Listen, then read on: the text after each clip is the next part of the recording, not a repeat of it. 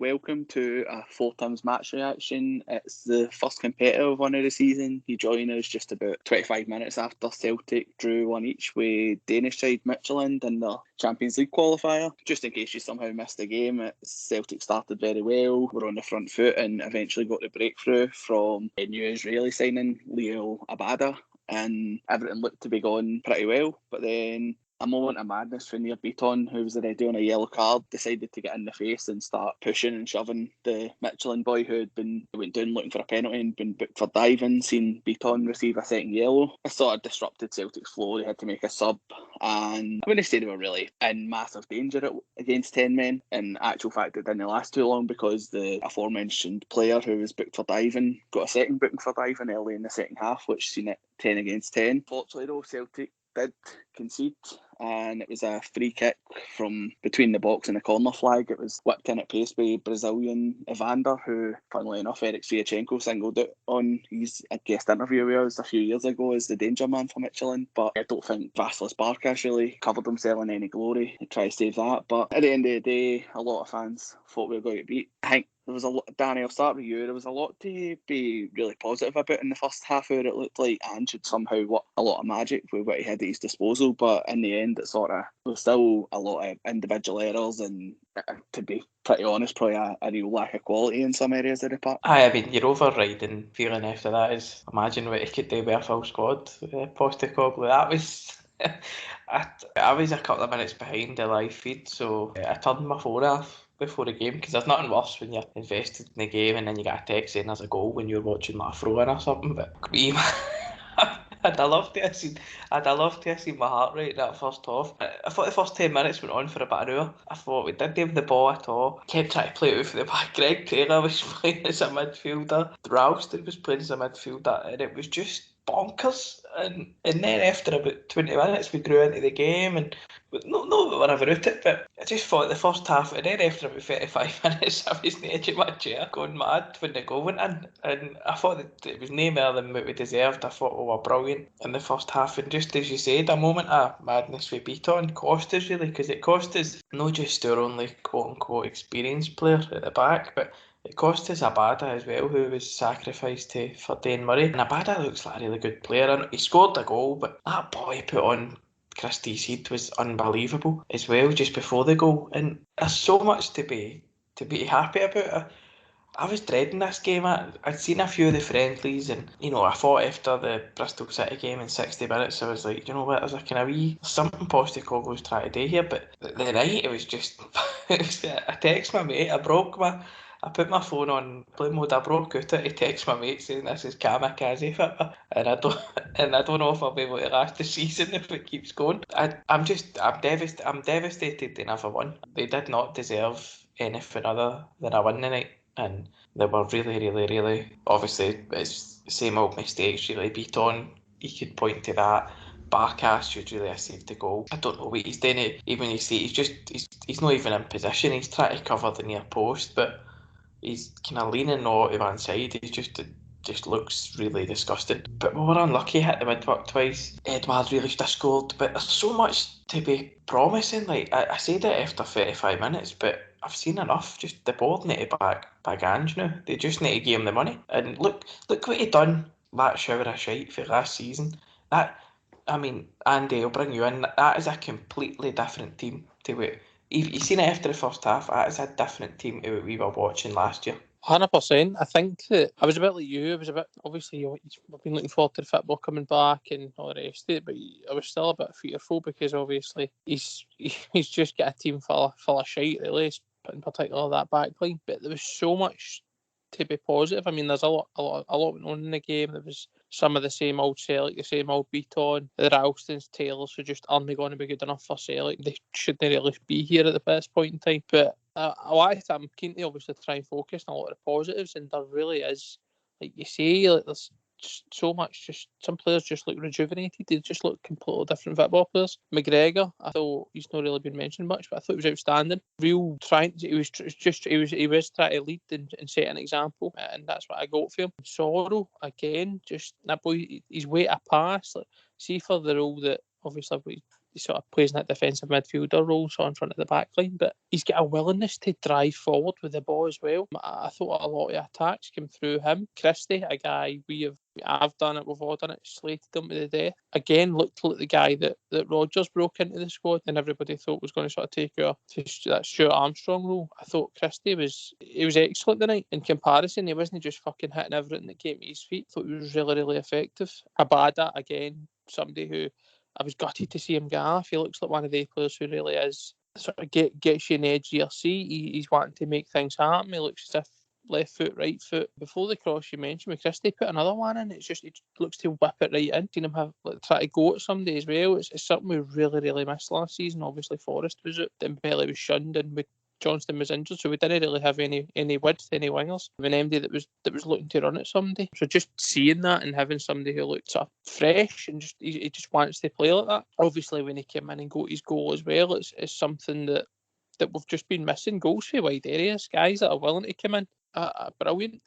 There was just so much to be positive about, and I was the same as you, like, watching it. And it was just like, imagine what he could do with the tools at his disposal if he's doing that with fucking the absolute dross in that side. Do you know what I mean? He's turning players around. It's what you see for the top coaches. It's what you see for. I'm not saying he's going to be Brendan Rodgers, but the thing about Rodgers is he came in and he improved players. He made them better football players, and you're seeing that with some of the guys who've under Lennon. They looked done. They looked as if their Celtic careers were just teetering out, and everybody just wanted them to move on. But then when I watched today and watching Christie, watching McGregor, I'm thinking this could be something, but we just need to gear a guy the backing. But it's just so unfortunate that what at a time we've still get beat on making an arse of it. That guy should never play for Celtic again. I mean, he was lucky after the whole Rangers incident when he fucking get himself sent off. But just get him out. Nobody's going to fucking take him, but I can't be asked watching him just be a bomb scare anymore. You're supposed to be the experienced head at that back line. That's why he's in there. He's not in there because he's a great centre half. He's not even a centre half, but he's put in that back line with probably less game time across the friendlies than a couple of the younger boys who are there. But he's put in there to be experienced, to try and help them out, to try and manage them through the game. And he's the one yet again making an arse of it. Like, there's just, whether people think, I've seen people arguing about whether it's a red card or it's not a red card. You're on a booking for already a silly foul. Why raise your horn in any way? Laugh at the guy, get up and move on. I just don't feel it. I'll never understand it. Just a fucking muppet at the highest order. And again, nae Amir Alston, but he's just never a Celtic football player. And again, Greg Taylor, look, I can see what Andrew's trying to do by bringing them into the points. It made perfect sense, and the commentators picked up on it. What he was attempting to do, but again, these are limited football players. He's obviously going to try to implement his style of play, because regardless, it also needs to work for the players around about them. And if hopefully we do get players in a higher calibre who will be doing that same role, and the players around them will be obviously used to what's happening, and they'll be familiar with the way we're setting up to play. But I'm a lot more optimistic, so I'm moving forward than I was prior to the game, and I'm just looking forward to seeing what Ange could do, and hopefully he gets a bit of back. Tony, we only had your company for a few minutes on the preview episode. You're quite pessimistic. What did you make of the game? Obviously, the 9,000 there made a lot of noise. Ange got a great response when he first took to the pitch, but what was your thoughts on the game? It was great to see fans back in the stadium, albeit limited capacity, but brilliant to see we're kind of getting towards that.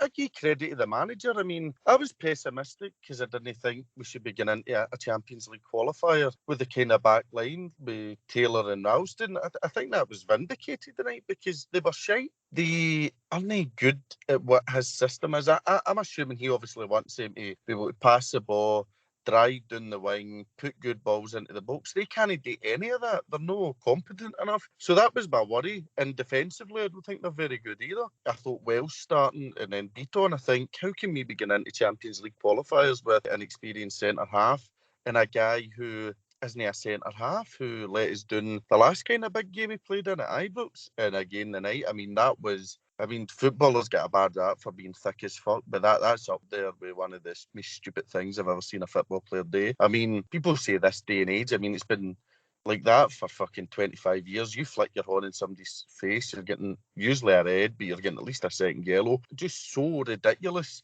and it takes the momentum out of us. It could have caused us a lot more damage. Luckily, we didn't get beat. But I think that should be it for him. I wouldn't play him again. I'd just go, you're obviously a fucking clown, mate.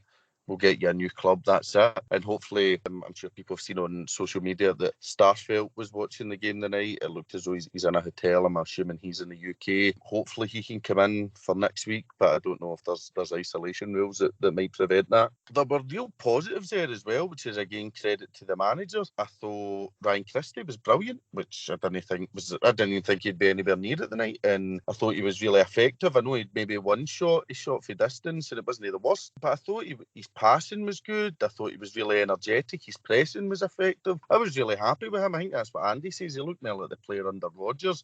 Callum McGregor again, you seen him bombing up. There's a few times I thought he could have passed when he shot. He was unlucky with the one that hit the bar.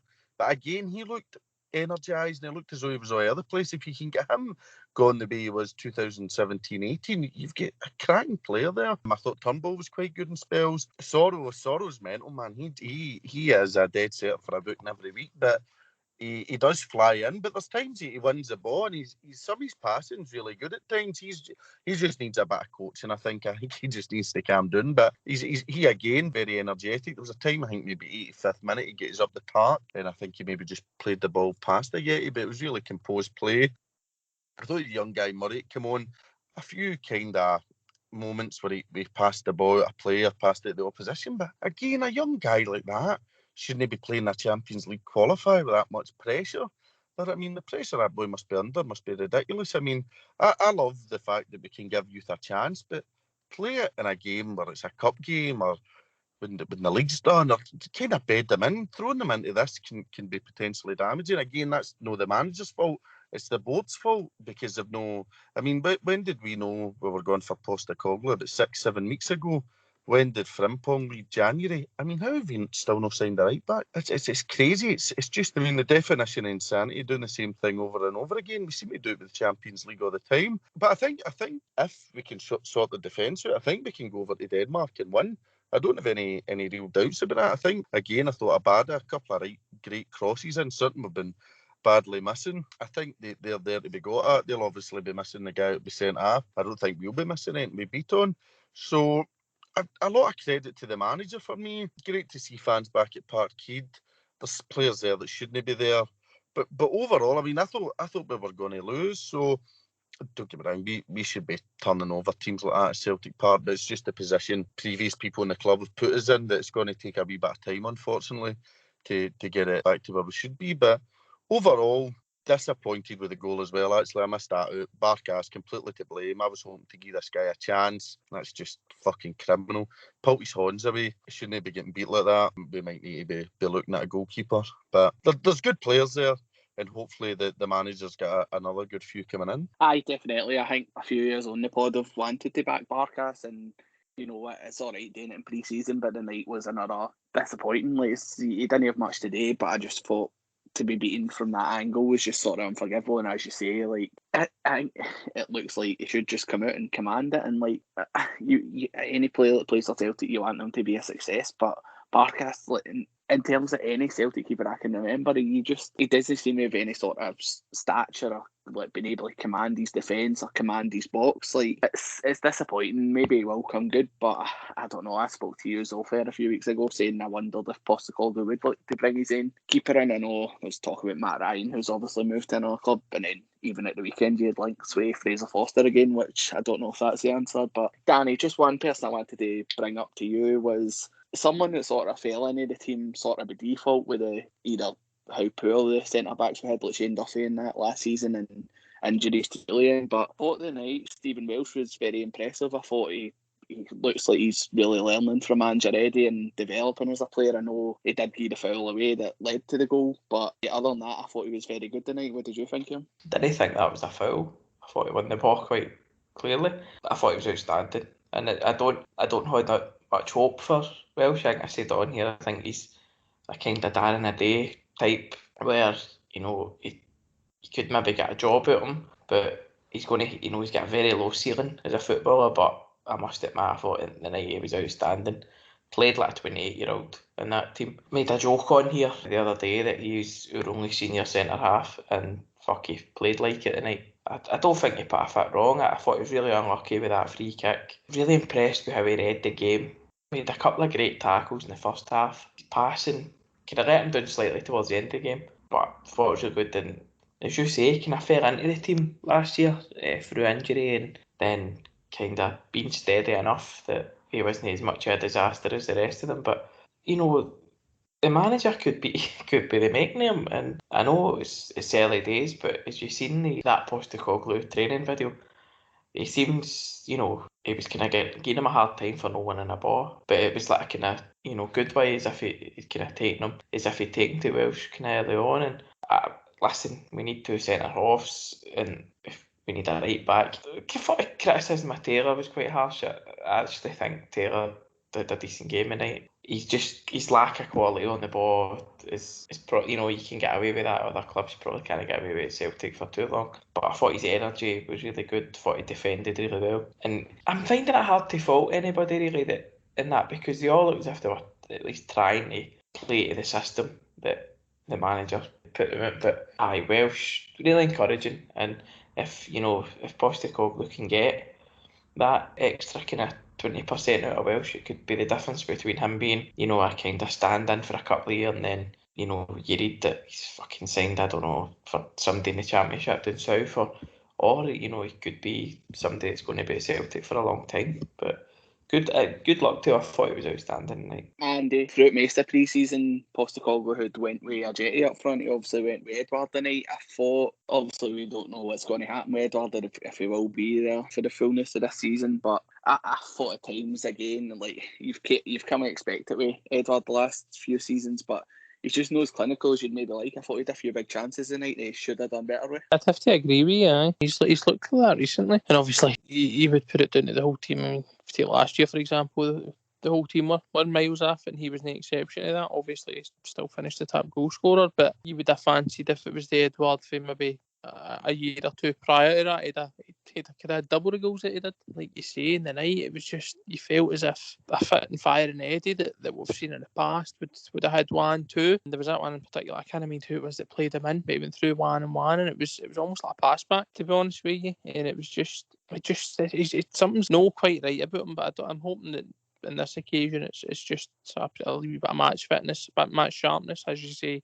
As Jetty's been the one who's played most of the pre-season friendlies. He's been obviously getting game time, which I think's probably Ange trying to work out obviously the system, because he'll know that Eddie's riddled with quality, and I mean he'll not be daft to how Celtic have been, not just last season but prior to that. He strikes me as the type of guy who he'd have covered every bit of that. He'll know exactly how players have been who have been here for a number of years. I think he's probably been trying to give Jetty a chance to see what he's got about him, and obviously he's come back looking a lot sort of more trimmed and fit. So I don't know. I wasn't too surprised that Eddie started. Whether or not he'll be here by the time the window shuts, I really don't know. I've got no idea. It might be the case that we just want to qualify for some sort of European football past Christmas and then he goes, but I'm not sure. But he was probably one that I felt wasn't quite up to the standard of the rest of them. But it's probably just for the expectations and the standards that he's set himself before, because we know how good he can be, that comes for. But I just as well, just with that, when you and Danny were talking about Welsh, obviously I've been similar to Danny. I've been quite critical of him, and again I probably echo what Danny says. He's not somebody I think is going to be a world beater, but I thought credit where it's due, and I'll always say that. He was outstanding tonight. I thought he was brilliant. He was a rock at the back, and it really did put shame on that absolute moron Beaton who was next to him.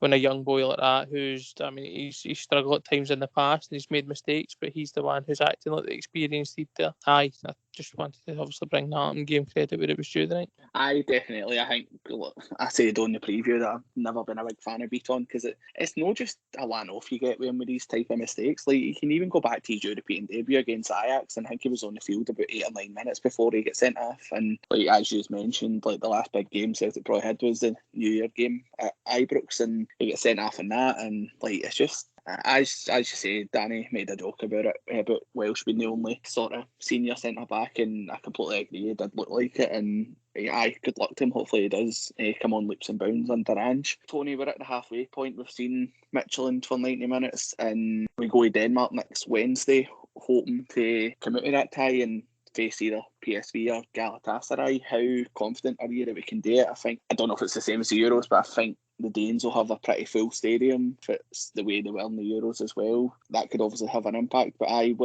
did you see anything from Midtyland that made you think that we could be in trouble next week, or are you just going to continue the optimism and think that Ange being our week behind them will get us through? It's not that Midtyland trouble me. It's Celtic that trouble me with some of the players we've got in the pitch. You've seen the night a lot of kind of unforced errors for us. I mean, their goal is an error for Barkas. Beaton makes an error.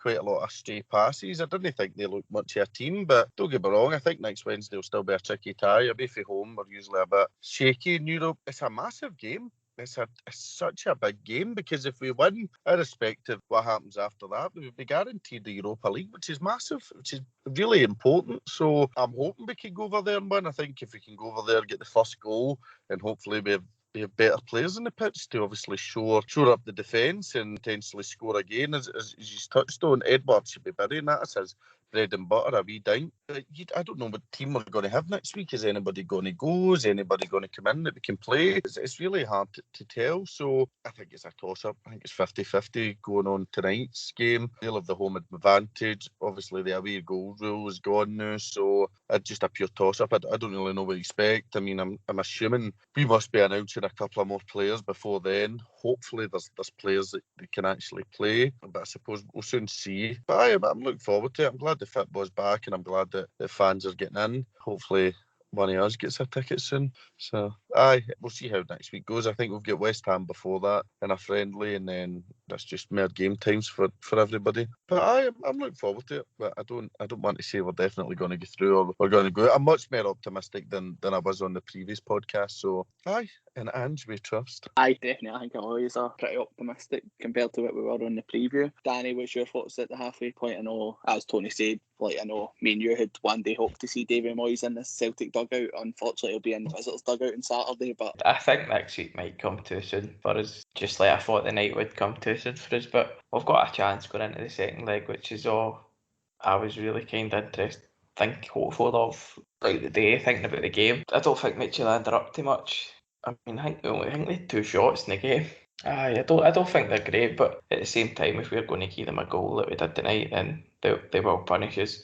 I'd be happy getting into that game with Murray and Welsh at the back. I don't know if Stafford can play. Obviously, I would just throw him in because that's why you sign these players. But need a shoot with the team that finished the game. It'll be tough 90 minutes. Saturday's a kind of distraction in it. It's getting players more minutes and whatever. But I'll roll on next Wednesday because as Tony said, even beating Midtyland, it gives us group stage football until Christmas, which, I've seen people online talking about Europe as a distraction, but Europe's such a big thing for Celtic. It's such a big thing for the club. It's a big thing for the fans. And, we've seen it under Brendan Rodgers' first season, Neil Lennon's second season, his first spell at the club and the season before last. Be good in Europe tends to lead to, having a good run in the league. That Lennon's second season, the first time around when we were out the group stage of Europa League, but we did played well against teams like Atletico Madrid, played well against Udinese away from home, and it that good performance in Europe was kind of springboarding us onto that unbeaten run that we went on. It seen us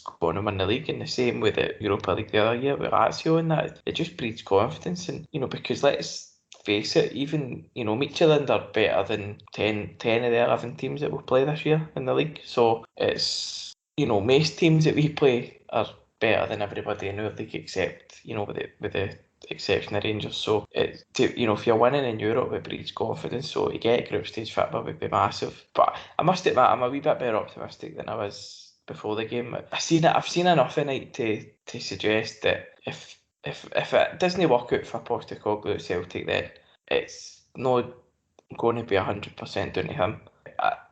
It might be dramatic, but I think after half an hour tonight, I was convinced that if he wants $2 million to sign a 36-year-old to fucking stone and put the bibs out at training, then you do it because that's what he wants. And I don't know, I thought that performance was it was a response tonight. It was the kind of players showing that they believe in the manager, and we never really got that last year when we were crying out for it the most. No, I'm more optimistic, but I think it might just be too soon. But hopefully we can keep up what we started tonight and put them up. Aye, definitely. And we Neil Beaton safely back in Glasgow when we travel to Denmark. Are you confident that we can go there with full complement? Obviously, Abada able to be given more game time as well. Are you confident we can go and finish the job out there, or at least put up a fighting chance?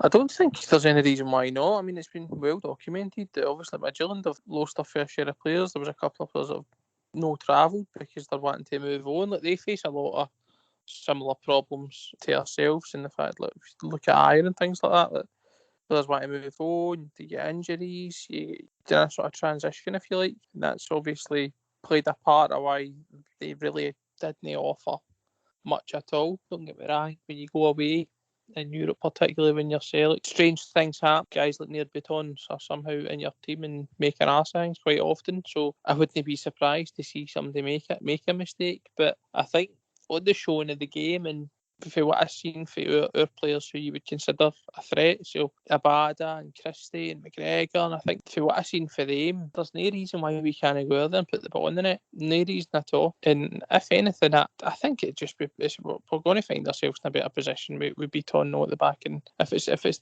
to be a young boy or whoever, so be it. I'd rather a boy that's a centre half and try to obviously make his name in the game than Neil Beaton at this point, because the guy's a fucking liability. So if anything, he's probably done us a favour getting himself sent off, because I'd rather he done it in this tie than he goes and does it over there and puts us down to 10 men. We're probably fortunate that boy obviously get booked for simulation and get himself sent off, because we're obviously not going to be the fittest that we'll be across the season, and we could have found ourselves 10v11 getting into the dying ends of the game, and that obviously your legs, that tiredness could have set in and they could have got a winner. But I think, there's no reason that I can see why we can't go and win that game. We can't go and score more goals than them, because we looked a far better attacking threat. And with the West Ham game, obviously, you touch wood, we come through it obviously without any wee nicks or niggles or anything that would see anybody out. But it's only going to be a benefit to get your Abadas, your Eddies, these guys a bit of game time, hopefully. Hopefully they can even get a wee assist or a goal, and it just gets that confidence going. I do believe that we can go into that game and win it. I do think so. So I'm positive getting into that game. And like I say, hopefully, I think Tony picked up on it. I don't know what the isolation rules will be or anything like that for any of the new boys who have come in, but hopefully, even if we could get one of them in the squad somewhere, would only be a positive as well. Aye, definitely. I think there's not too much covering much more ground. Everybody seems quite positive, and we'll see what happens next week. It's obviously a massive tie, as we've all said. Even to get through this round would be massive for Ange, and just see everybody sort of that much of a boost. But this was just really a reaction episode to the night's game. We will be back next week. Just like to thank Manscaped for sponsoring this episode. If you would like a great 20% discount over at manscaped.com, go to manscaped.com and then just any product you want, put in the discount code TRIM4TIMS. That's TRIM, the number 4 TIMS, and you'll get a great discount on the products. So thanks again to them for sponsoring this episode. We've also had a great response. We've started putting our episodes on YouTube. We're hoping to have a lot more content on YouTube as we look to grow. So a big thanks to everybody that's checked that out. It's really everybody who subscribes and leaves a like. It really does help the channel grow. But no, thanks very much for taking the time to listen, and we will speak to you next week when Ange has delivered us from Evil in Denmark. And also YouTube, a lot of fans came to us and obviously asked if YouTube was something that we're going to be looking into, and it is. We're going to hopefully ramp up some video content throughout the year, and obviously Celtic have been part of that with the fan media events, which will continually be put on the YouTube channel, but we will be uploading any recorded podcasts on there. So if you're maybe a YouTube man, then head along to 4 Times Podcast YouTube channel and hit the subscribe button. I fucking just said that, you can't. Did you? I fucking aye. No, I wasn't listening. I just seen Tony's message in that chat a minute ago and I thought, oh fuck, I must have missed it. Right, goodbye. Thanks for listening.